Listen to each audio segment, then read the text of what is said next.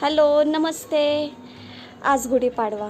काल आम्ही आमच्या नेमक्या गुढीपाडव्याच्या साहित्यात नीमचा पाला विसरलो. तर आमच्या सोसायटीच्या खाली बरोबर 2 झाडं आहेत. ही नीमची आहे ती कशाची हे काय मी जवळनं पाहिलेलं नाही आहे. तर डुग्गूला आपण तिथं घेऊन जाऊयात आणि आज नीमचा पाला घेऊनच येऊयात तिथनं. बघू पहिले काय नक्की कसलं झाड आहे आधी.